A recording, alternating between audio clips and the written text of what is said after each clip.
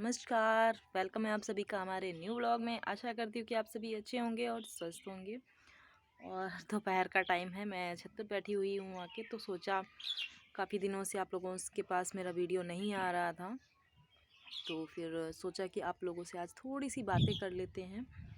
तो सबसे पहले तो देखिए, आज मैं दोपहर का टाइम है, ये करीबन 1:30 बजे का टाइम है और मैंने कि ढेर सारे कपड़े धुले, ये इधर पड़े हुए हैं और कुछ साइड में भी पड़े हुए हैं। तो ये सब मैंने आज धुले हुए हैं कपड़े धुल लिए। और कपड़े धुलने के बाद में हमने हेयर वॉश करके मतलब फुल स्नान हुआ है आज हमारा, तो यानी बालों को भी स्नान करा के ही हमने आज स्नान किया है। तो ये आप लोग मेरे बाल देखिए, मैंने थोड़ा सा ऑयल लगा लिया क्योंकि सर्दियों में बाल थोड़े से रूखे होने लगते हैं। और मौसम है, आपके यहाँ कैसी ठंड पड़ रही है? हमारे यहाँ तो ठंड पड़ने लगी है, इतनी ठंड पड़ रही है कि देखिए मैं धूप में बैठी हुई हूँ तो ये मैं धूप में बैठ के ही आप लोगों से आज बात कर रही हूँ, क्योंकि थोड़ी सी नहाने के बाद में ठंड लग रही थी और बालों को भी थोड़ा सा धूप दिलानी थी कि ये जल्दी से सूख जाएं। और सूख जाएंगे तो फिर थोड़ी सी सर्दी लगने की आसार कम हो जाते हैं। तो इस वजह से, क्योंकि इस टाइम पे सर्दी लग रही है और डेंगू का प्रकोप बहुत ज़्यादा ज़ोरों से चल रहा है। क्योंकि क्या बताएं, तो ज़रा सा कहते ना, आपको अगर फीवर दिखे तो आप तुरंत ही डॉक्टर के पास जाएं, अपना चेकअप करवाएं।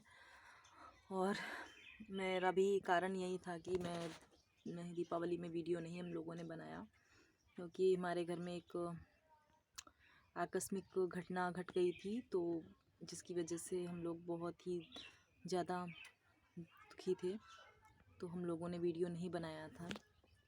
और इस बार की दीपावली भी हमारी ऐसे ही गई।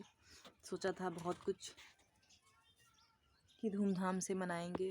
आप लोगों को मैं यही आज बताने जा रही हूँ कि हमारे घर में क्या हो गया था, किस कारण से हमने दीपावली नहीं मनाई और इतने दिनों से हमारा वीडियो क्यों नहीं आ रहा था। तो बस यही आप लोगों के साथ आज शेयर करना चाह रही थी, क्योंकि काफ़ी दिनों से मेरा वीडियो नहीं आया, करीबन हफ्ते भर से ऊपर हो चुका है। तो उस पर भी वीडियो चैनल पे भी बहुत असर पड़ता है कि अगर वीडियो नहीं डालते हैं। मगर मेरे साथ काफ़ी प्रॉब्लम ही हो गई थी, तो कहते हैं ना, दुख की घड़ी थी, तो जैसे तैसे कट गई। तो मैं आप लोगों को बताने जा रही हूँ कि मेरे घर क्या हो गया था जिसके कारण हमने दीपावली नहीं मनाई। मतलब दीपावली तो मनाई, मगर क्योंकि यह त्यौहार है, साल भर का त्यौहार होता है, तो फिर उसको तो नहीं छोड़ सकते हैं। मगर वो खुशी और वो चीज़ नहीं थी जो हमेशा होती है और होनी चाहिए त्यौहार के समय।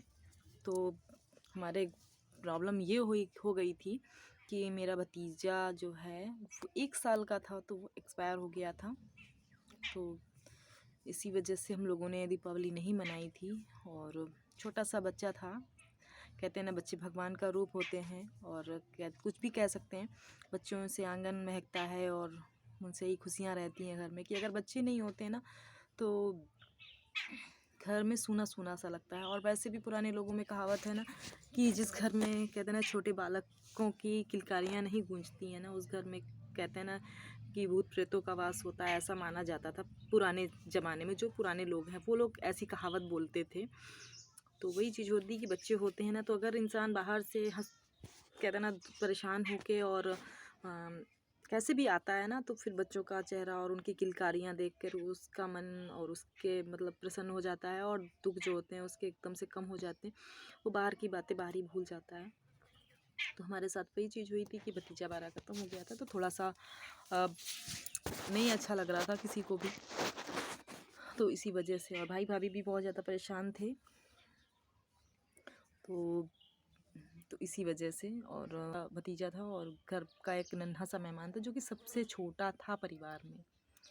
तो इसी वजह से हमारे यहाँ दीपावली कोई ख़ास अच्छे से नहीं मनाई गई, और बस यूँ ही मतलब था कि दीपक जलाना है, क्योंकि त्यौहार है, त्यौहार नहीं छोड़ सकते, तो इसलिए दीपक जला दिए थे। और थोड़ी बहुत ऐसे नॉर्मल पूजा हो गई थी, बाकी कुछ नहीं किया गया था।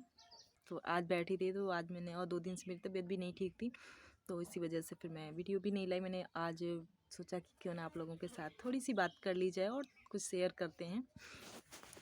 तो चलिए, हमारे घर में घर बनने जा रहा था, तो आज हमारे घर में देखिए नींव खुद ही पड़ी हुई है। और हमारा मतलब मिस्त्री था, मिस्त्री थे उनकी भी तबीयत नहीं ठीक है, उनको भी डेंगू हो गया है, तो फिर हमारा काम भी जिस का तस पड़ा हुआ है।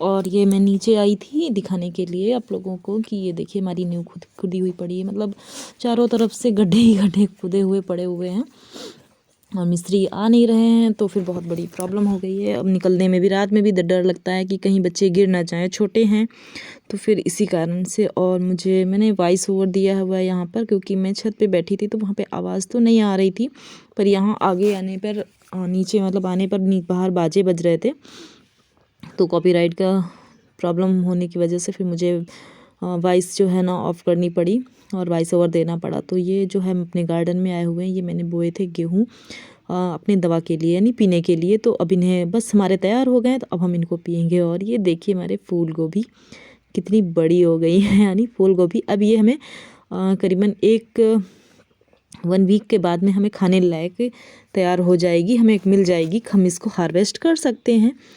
तो ये देखिए हमारे यहाँ कितनी प्यारी प्यारी गोभियाँ, और ये देखने में बहुत ही क्यूट लग रही हैं, छोटी छोटी सी गोभियाँ हैं हमारी। और मैं कई दिनों बाद गार्डन में आई थी, तो आप लोगों के साथ भी सोचा कि शेयर कर दूँ। और लमसम सारी सभी पेड़ों में मतलब छोटी छोटी सी गोभियाँ हो गई हैं, जो कि मैं आप लोगों को बारी बारी से दिखा रही हूँ जिस चीज़ में आ चुकी है। तो आप लोगों को आज का ये मेरा छोटा सा ब्लॉग कैसा लगा, तो प्लीज़ कमेंट कीजिएगा। और आइए आप लोग भी गोभी की सब्ज़ी और पराठे वगैरह खा लीजिए आके। तो चलिए आज के ब्लॉग को यहीं पर एंड करते हैं और मिलते हैं कल एक नए ब्लॉग में। Bye bye, Tata.